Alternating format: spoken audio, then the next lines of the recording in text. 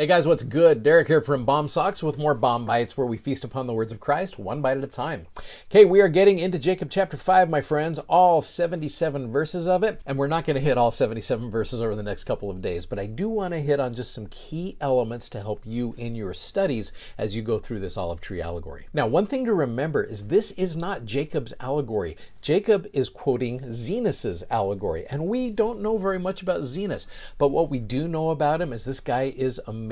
Now, if you go to the Guide to the Scriptures and look up Zenos, we're able to know a little bit more about him. It says he is a prophet of Israel, so he's in that northern kingdom of Israel in the Old Testament times. We don't know what time he was in. We just know that he was an Old Testament prophet whose prophecies of Christ's mission are found only in the Book of Mormon. So Satan did a really good job of taking the plain and precious truths of Zenos's prophecies and teachings out of the Old Testament. That's one of the reasons I'm so grateful for the Book of Mormon that helps restore some of those plain and precious truths. It says that he prophesied of Christ's burial and 3 days of darkness in 1 Nephi. He predicted the gathering of Israel. Jacob quoted Zenos's parable of the tame and wild olive trees, which we're going over this week. Jacob then expounds on Zenos's allegory in Jacob 6, which again, we'll bring that up later on this week. He taught about prayer and worship. If you want to read some of the coolest stuff about prayer, go to Alma 33 and you will read some of Zenos's best writings. He taught that redemption comes through the Son in Alma 34. Helaman chapter 8 says that Zenos was slain for his bold testimony.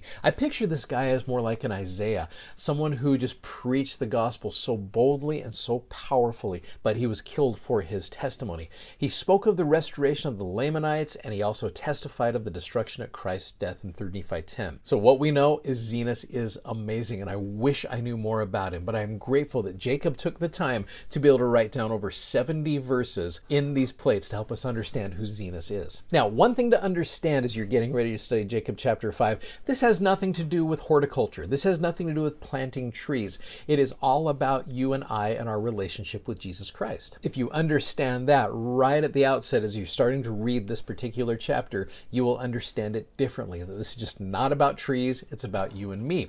In fact, you go into Jacob chapter 5, verse number 3, it says, "For behold, thus saith the Lord, I will liken thee." Again, this is an allegory, and it's a parable where you take something side by side and you compare it. "O house of Israel, like unto a tame olive tree, which a man took and nourished in his vineyard, and it grew and waxed old and began to decay." Now you really start breaking down this verse here. You and I are the olive trees. I look at the man here in this verse as Jesus Christ, the one who is over all of the trees in the vineyard. The vineyard represents the world that we live in. And then you click on the word decay and it says apostasy of Israel. So right out the gate here, you've got Zenos saying these olive trees are starting to decay, and what can we do to help them? Well, you get into the next few verses, and what you've got here is gospel horticulture at its finest, how to get the tree to stop decaying. Verse number 4, "It came to pass that the master of the vineyard went forth, and he saw that his olive tree," you and I, "began to decay." We're starting to make some dumb choices.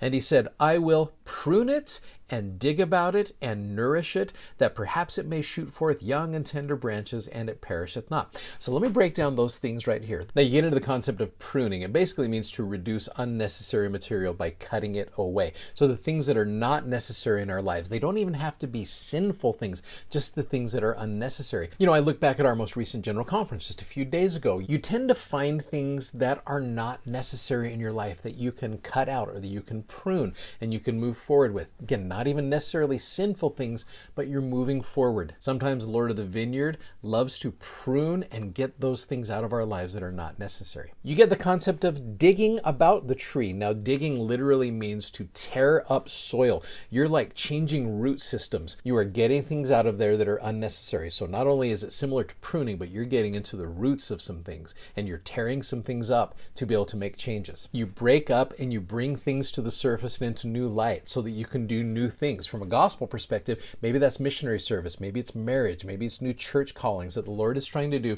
to help dig you up a little bit so you can bring new things to light. You get into the concept of nourishing. Now, here's where this gets crazy. How do you nourish a tree? Well, in Jacob chapter 5, you go all the way down to verse number 47 and verse number 64, and it gives an interesting concept of how to nourish a tree. "Nay, I have nourished it, and I have digged about it," which we've talked about. "I have pruned it, and I have dunged it." Oh, right? You're all excited about that. Verse 64, wherefore dig about them, prune them, and dung them once more. Nobody likes dung put on them, right? It's manure. It's the thing that causes us to grow, even though we do not like it. It's the trials in our lives. It's the adversity in our lives. It's the things that we do not like. They smell bad. It's uncomfortable, but they give us the opportunity to grow. And just because you have dung being put on you does not necessarily mean you're going to grow. That idea of whatever doesn't kill you makes you stronger, I don't know if I necessarily buy that, because there is some really rough adversity and some trials that really do destroy some people. A lot of it is up to the tree to decide whether or not you want to grow from those experiences. It reminds me of a story that I saw in a BYU devotional years ago. It's called The Smell of Manure. On my way to visit the Jameses the other evening, I saw a wheat field that appeared to be greener and taller than the others. Thinking about it for a while, I concluded that occasionally some loving farmer drives over the field with his tractor and pumps manure all over it, or that dung. I thought, it's just like life. Here we are, minding our own business, growing our little hearts out. We're really quite green and somewhat productive and very sincere. When out of the blue, life deals us a dirty one and we are up to our eyebrows in manure. We of course conclude that life as we know it has just ended and will never be the same again. But one day, when the smell and the shock are gone, we find ourselves greener and more productive than we have ever been. Unfortunately, and this is where we all agree, no matter how often we go through these growing experiences, we are never able to appreciate the sound of the tractor or the smell of the manure. Dunging is a very, very interesting concept, and it is very relevant when you're trying to grow a tree. You go back to verse number 8 in Jacob chapter 5, and it talks about the concept of grafting. It says, I'll take these young and tender branches, I will graft them whithersoever I will. Whenever I read that verse, I always think about missionary service. I think about how the Lord takes individuals and he puts them in a different part of his vineyard. He grafts them to somewhere else. Even in our own family right now, we have a missionary out serving, and he has been grafted from where we are to somewhere else, all in an effort to help him and the people around him to grow. Sometimes the Lord grafts people into your life. Sometimes he takes you and grafts you into other people's lives. Grafting literally means to join or implant for the purpose of uniting. Wonderful gospel principle here with that. Well, and we've only covered just a few verses today, but the bottom line with this, the allegory refers to various time periods of history, and we'll talk a little more about that tomorrow. But this is really a story of love and patience and compassion in trying to get trees to grow. That is the beauty of the Olive Tree Allegory, and I love how this starts out. And I have a testimony of these ways of growing a tree. It's not always the most fun. In fact, it's usually very difficult on the tree, but it's what helps that tree to grow. I am grateful for what this teaches me, and I know that they are true.